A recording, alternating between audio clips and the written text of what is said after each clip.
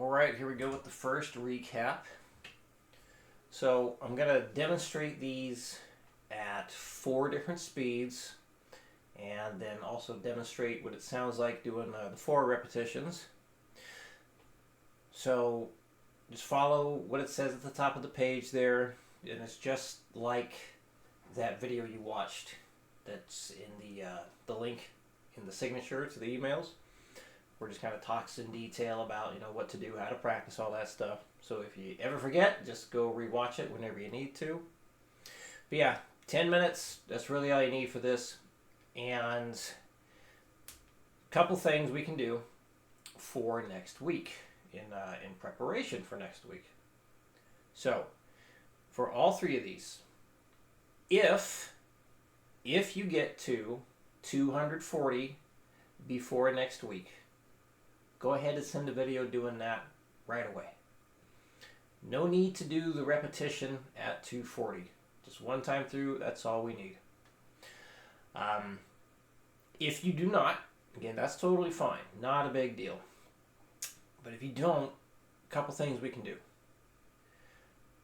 We can have you play stuff at some different speeds at the beginning of the lesson next week. I'm not going to have you work it up in 5s. That'll take up the whole lesson pretty much. I'll just ask you to maybe go up in 10s or 20s depending on how fast you got, just to double check to make sure everything looks and sounds good. Other option is record your final practice sessions and just send that over. You can cut out the repeats though. No need for that. The repeats are really there for you to make sure that once you build things up to a faster speed, then you stay at that faster speed and just kind of get more comfortable playing at those faster speeds. So figure if you're able to hit it, well as you're working it up, we'll say most likely you're probably hitting the repeats fine. If it seems like things are not going well, then I'll have to ask to see the repeats. But anyway, I'll change what I ask to see when I feel like it's necessary. It may never be necessary, but anyway. So yeah, just if you want to make 3 separate videos, and again, just record the final practice session, and working it up from 60 to wherever you get in those 10 minutes, and then just send that over. That's fine. I find the easiest thing to do for stuff like that is just upload it to YouTube, send me the link, and this way no storage space is an issue with emails. If you don't want anyone finding your stuff, I just ask everybody, make it unlisted, because sometimes people will mark it as private and I can't view it if it's marked private, even if you do share the link with me. Only the owner of the video can see it, or the account. Anyway, so just to recap that, if you get to 240 with any of these before next week, just basically if you get it early, send it over, just playing at the 240. No need for the repetition. Unless you really want to. That's okay too. The reason we do that is if you're really doing a great job and you're getting this stuff up quick, just send it over. So this way I can just double check and let you know, yes, you definitely got it. Just focus on the other stuff, or we can move on. Because if you got it, at the 240 with these things, I feel like you don't need to keep working on it. You're good. We can move on early. And sometimes people will get one thing up to the 240 early on, but not the other 2. So I just say, yep, you got that one. Just continue working on the others. Just put your focus on that. So yeah. And then the other option is, okay, so if you don't get the 240, right, then I can have you play stuff at the beginning of the lesson to make sure it all sounds good, or just send in videos of the last practice session, and that works too. And I asked for the full practice session at the end instead of just hitting the final speed, because a lot of times when people will just send over their last speed, it's not as good as they think it is. And then I got to see, okay, well, does it sound good at the beginning?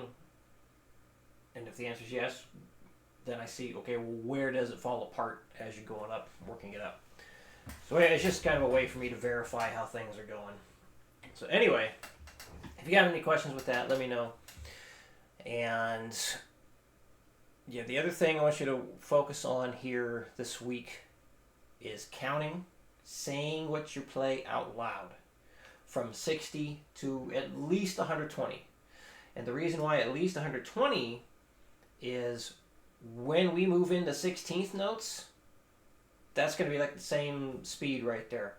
So when we're counting things out loud with 16th notes at 60 beats per minute, it's the same speed as counting things out loud at 120 with the eighth notes. So it's like kind of get practice saying things a little quicker now and build that habit.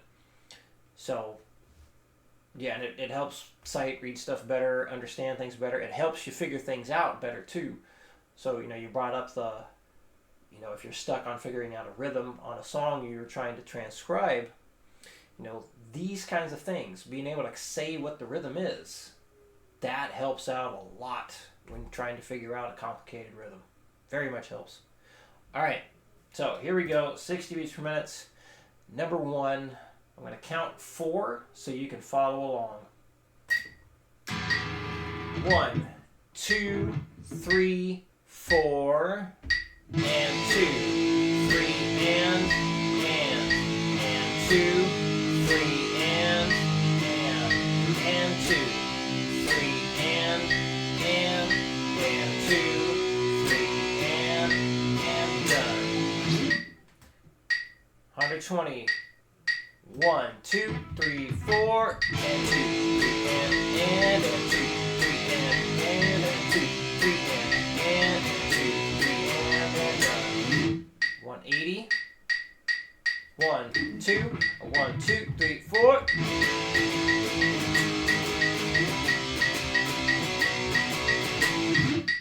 Also important, tap your foot with that metronome.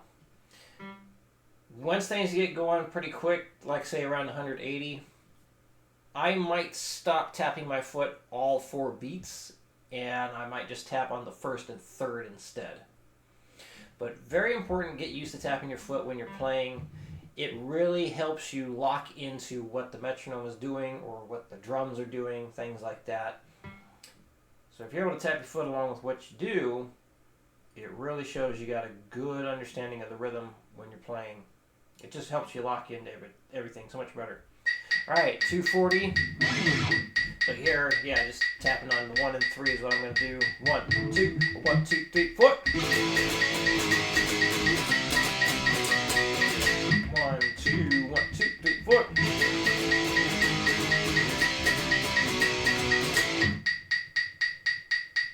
Why did I question that? 1, 2, 1, 2, 3, 4. That's it. So I actually did start tapping my foot on every beat because I really wanted to make sure I got it, and I also was quietly counting at the 240, again, to really make sure that I got it. All right, now I'm going to do the repetitions. I'm going to drop it down to 200 just to make it easier to hear and make it more playable.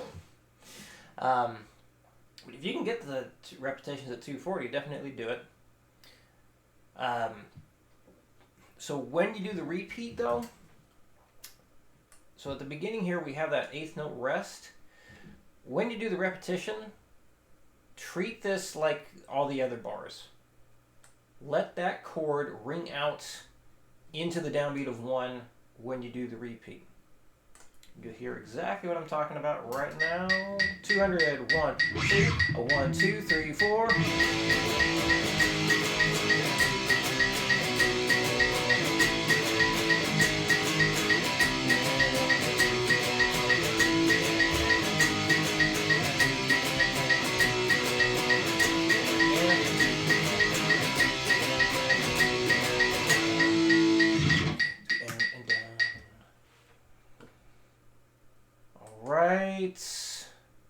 So yeah, working up to the 4 repetitions, that's the goal. So make sure you can just play it twice through first, and then try it for 3 times, and then 4 times. So it really helps solidify what you're doing. It can also push the concentration muscle, because sometimes it's easy for the brain to drift, start thinking of other things when you're getting close to that 4th repetition. All right, number 2. 60, coming in on that upbeat of 1 again. 1, 2, 3, 4, and 3, 4, and 3, 4, and 3, 4, and 3, 4, and so this guy, that's an inverted fifth chord or inverted power chord. It's a great way of making the guitar sound down-tuned when it isn't. So use your index to bar the E and the A string. Use your pinky to hit the D string. Makes it a lot easier to transition from a regular power chord into the inverted power chord just by taking the ring finger off. I just wanted to point that out because a lot of times people go into that chord using the ring finger, so they go from this to this, and it's just unnecessary movement. All right, 120. 1, 2, 1, 2, 3, 4, and 3, 4, and 3, 4, and 3, 4, and 3, 4, and 180, 1, 2, 1, 2, 3, 4.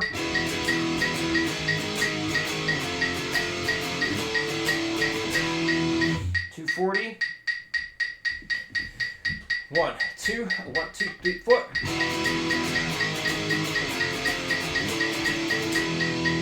Let's get rid of that highlight. Oops. 1, 2, 1, 2, 3, 4.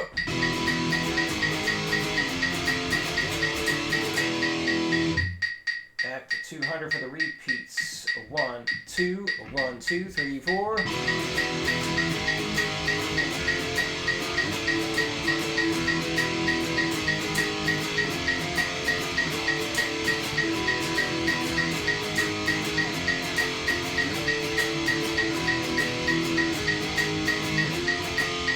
Wrong chord. 1, 2, 1, 2, 3, 4.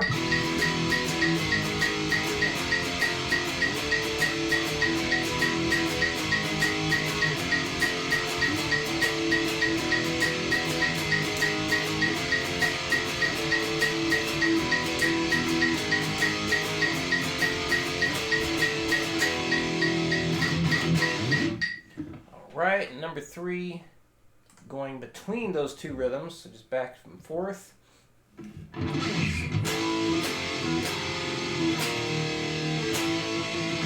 All right, here we go, 60 beats per minute. 1, 2, 3, 4, and 2, 3, and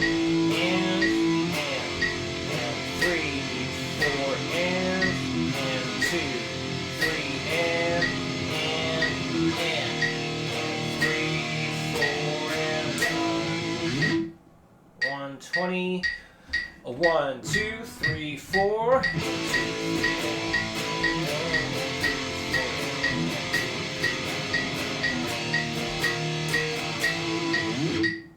180. 1, 2, 1, 2, 3, 4.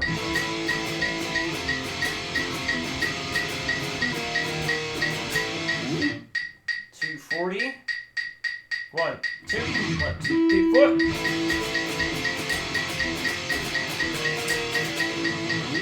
200 for the repeats. 1, 2, 1, 2, 3, 4.